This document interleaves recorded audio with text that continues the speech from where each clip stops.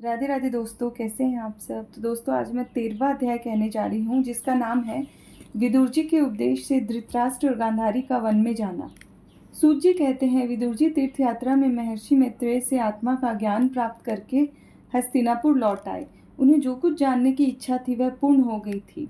विदुर जी ने मैत्रेय ऋषि से जितने प्रश्न किए थे उनका उत्तर सुनने के पहले ही कृष्ण में अनन्य भक्ति हो जाने के कारण वे उत्तर सुनने से उपराम हो गए।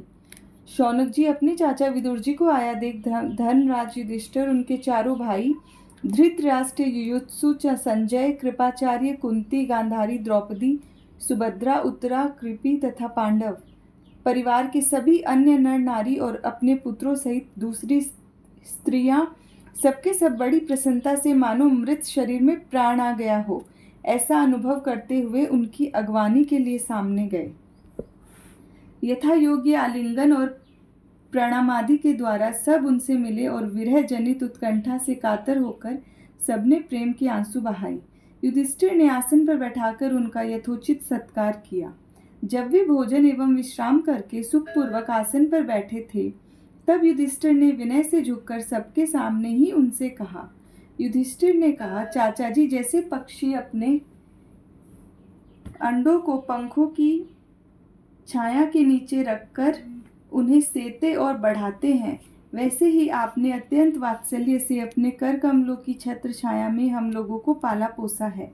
बार बार आपने हमें और हमारी माता को विषदान और लाक्षागृह के दाह आदि विपत्तियों से बचाया है। क्या आप कभी हम लोगों की भी याद करते रहे हैं? आपने पृथ्वी पर विचरण करते समय किस वृत्ति से जीवन निर्वाह किया? आपने पृथ्वी तल पर किन किन तीर्थों और मुख्य क्षेत्रों का सेवन किया? प्रभु, आप जैसा भगवान के प्यारे भक्त स्वयं ही तीर्थ स्वरूप होते हैं। आप लोग अपने हृदय में विराजमान भगवान के द्वारा तीर्थों को भी महातीर्थ बनाते हुए विचरण करते हैं। चाचा जी, आप तीर्थ यात्रा करते हुए द्वारका भी अवश्य ही गए होंगे। वहाँ हमारे भाई बंधु यादव लोग, जिनके एकमात्र आराध्य देव कृष्ण हैं, अपनी नगरी में सुख से तो है ना? आपने यदि जाकर देखा नहीं होगा तो सुना तो अवश्य ही होगा। युधिष्ठिर के इस प्रकार पूछने पर विदुर जी ने तीर्थों और यदुवंशियों के संबंध में जो कुछ देखा, सुना और अनुभव किया था वह सब क्रम से बतला दिया। केवल यदुवंश के विनाश की बात नहीं कही। विदुर जी पांडवों को दुखी नहीं देख सकते थे, इसीलिए उन्होंने यह अप्रिय घटना पांडवों को नहीं सुनाई, क्योंकि वह तो स्वयं ही प्रकट होने वाली थी। पांडव विदुर जी का देवता के समान सेवा सत्कार करते थे। वे कुछ दिनों तक अपने बड़े भाई धृतराष्ट्र की कल्याण कामना से सब लोगों को प्रसन्न करते हुए सुखपूर्वक हस्तिनापुर में ही रहे। विदुर जी तो साक्षात धर्मराज थे। मांडव्य ऋषि के शाप से ये 100 वर्ष के लिए शूद्र बन गए थे। इतने दिनों तक यमराज के पद पर अर्यमा थे और वहीं पापियों को उचित दंड देते थे। राज्य प्राप्त हो जाने पर अपने लोकपालों सरीखे भाइयों के साथ युधिष्ठिर वंशधर परीक्षित को देखकर अपनी अतुल संपत्ति से आनंदित रहने लगे। इस प्रकार पांडव गृहस्थ के काम धंधों में रम गए और उन्हीं के पीछे एक प्रकार से यह बात भूल गए कि अनजान में ही हमारा जीवन मृत्यु की ओर जा रहा है। अब देखते देखते उनके सामने वह समय आ पहुंचा जिसे कोई टाल नहीं सकता। परंतु विदुर जी ने काल की गति जानकर अपने बड़े भाई धृतराष्ट्र से कहा, महाराज देखिए, अब बड़ा भयंकर समय आ गया है। झटपट यहाँ से निकल चलिए। हम सब लोगों के सिर पर वह सर्वसमर्थ काल मंडराने लगा है, जिसके टालने का अभी कहीं भी कोई उपाय नहीं है। काल के वशीभूत होकर जीव का अपने प्रियतम प्राणों से भी बात की बात में वियोग हो जाता है। फिर धन जन आदि दूसरी वस्तुओं की तो बात ही क्या है। आपके चाचा ताऊ भाई सगे संबंधी और पुत्र सभी मारे गए। आपकी उम्र भी ढल चुकी, शरीर बुढ़ापे का शिकार हो गया।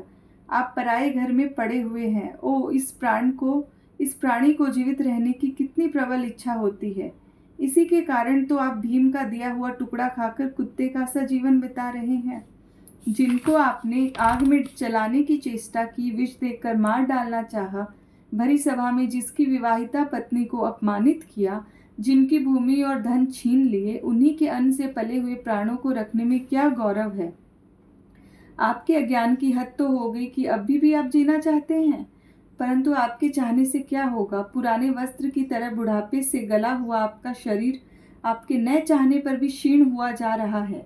अब इस शरीर से आपका कोई स्वार्थ सधने वाला नहीं है। इसमें फंसिए मत, इसकी ममता का बंधन काट डालिए।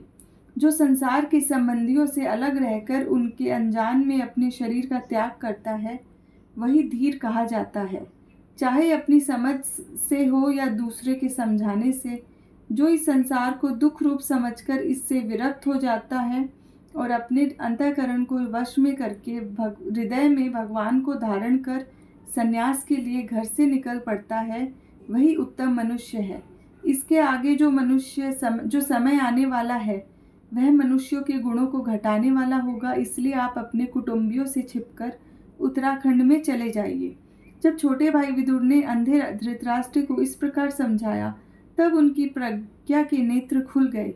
वे भाई बंधुओं के स्नेह पाशों को काटकर अपने छोटे भाई विदुर के दिखलाते हुए मार्ग से निकल पड़े।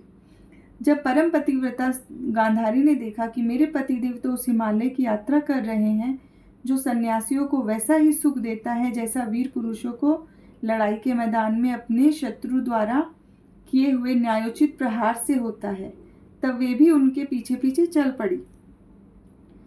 अजात शत्रु युधिष्ठिर ने प्रातःकाल संध्या वंदन तथा अग्निहोत्र करके ब्राह्मणों को नमस्कार किया, उन्हें तिल, गऊ, भूमि और स्वर्ण का दान दिया।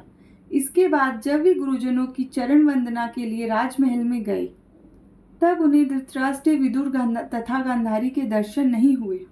युधिष्ठिर ने संजय से पूछा, संजय, मेरे वे वृद्ध और नेत्रहीन पिता कहाँ हैं? पुत्र शोक से पीड़ित दुखिया माता गांधारी और मेरे परम हितैषी चाचा विदुर जी कहाँ चले गए? ताऊजी अपने पुत्रों और बंधु बांधवों के मारे जाने से दुखी थे। मैं बड़ा मंदबुद्धि हूँ, कहीं मुझसे किसी अपराध की आशंका करके वे माता गांधारी सहित गंगा जी में तो नहीं कूद पड़े? जब हमारे पिता पांडु की मृत्यु हो गई थी और हम लोग नन्हे नन्हे बच्चे थे, तब इन्हीं दोनों चाचाओं ने हम बड़े बड़े दुखों से हमें बचाया था। वे हम पर बहुत ही प्रेम रखते थे। हाय, वे कहाँ चले गए? सूत जी कहते हैं, संजय अपने स्वामी धृतराष्ट्र को न पाकर कृपा और स्नेह की विकलता से अत्यंत पीड़ित और विरहातुर हो रहे थे। वे युधिष्ठिर को कुछ उत्तर न दे सके। फिर धीरे धीरे बुद्धि के द्वारा उन्होंने अपने चित्त को स्थिर किया, हाथों में आंखों के आंसू पोंछे और अपने स्वामी धृतराष्ट्र के चरणों का स्मरण करते हुए युधिष्ठिर से कहा। संजय बोले, कुल नंदन, मुझे आपके दोनों चाचा और गांधारी के संकल्प का कुछ भी पता नहीं है।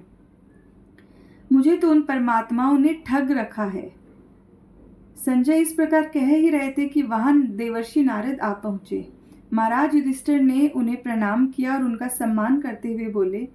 युधिष्ठिर ने कहा, भगवान, मुझे आप अपने दोनों चाचाओं का पता नहीं लग रहा है। न जाने वे दोनों और पुत्र शोक से व्याकुल माता गांधारी कहाँ चले गए। अपार समुद्र में कर्णधार के समान आप ही हमारे पारदर्शक है। तब भगवान के परम भक्त देवर्षि नारद ने कहा, धर्मराज, तुम किसके लिए शोक मत करो, क्योंकि यह सारा जगत ईश्वर के वश में है। सारे लोक और लोकपाल विवश होकर ईश्वर की ही आज्ञा का पालन कर रहे हैं। वही एक प्राणी को दूसरे से मिलाता है और वही उन्हें अलग करता है। जैसे बैल बड़ी रस्सी से बंधे और छोटी रस्सी से नथे रहकर अपने स्वामी का भार ढोते हैं, उसी प्रकार मनुष्य भी वर्णाश्रम आदि अनेक प्रकार के नामों से वेद रूप रस्सी में बंधकर ईश्वर की ही आज्ञा का अनुसरण करते हैं। जैसे संसार में खिलाड़ी की इच्छा से ही खिलौनों का संयोग और वियोग होता है, वैसे ही भगवान की इच्छा से ही मनुष्यों का मिलना बिछुड़ना होता है। तुम लोगों को जीव रूप से नित्य मानो या देह रूप से अनित्य, अथवा जड़ रूप से अनित्य और चेतन रूप से नित्य, अथवा शुद्ध ब्रह्म रूप से नित्य अनित्य कुछ भी न मानो।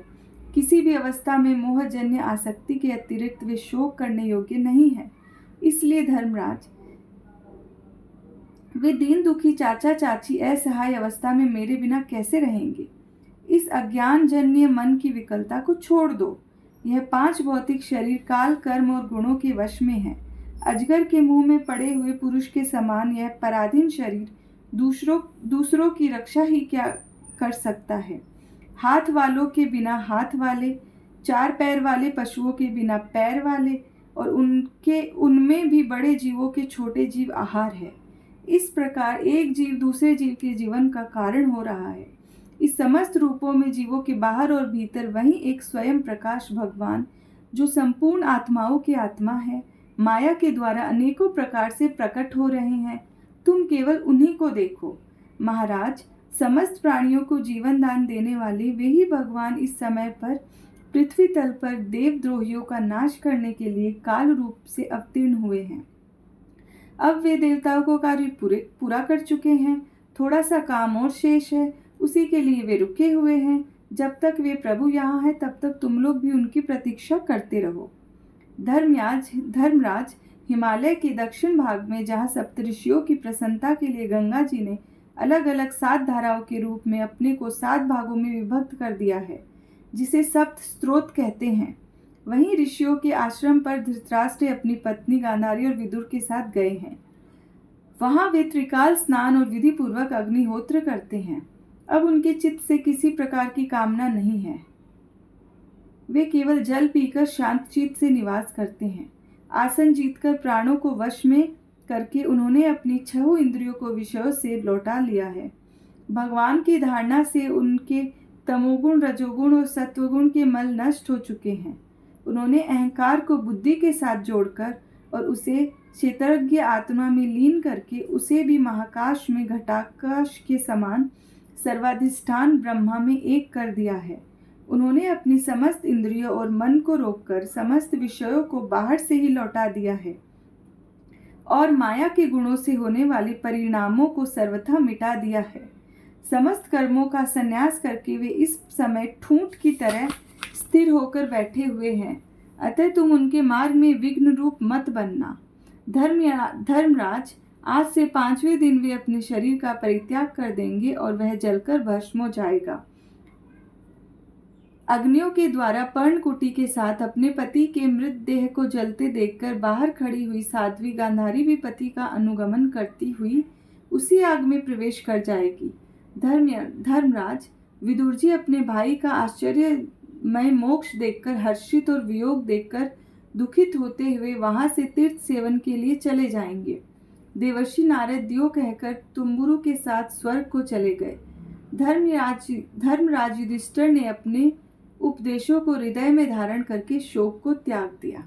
राधे राधे दोस्तों, अब अगला अध्याय 14वां अध्याय नेक्स्ट डे करेंगे।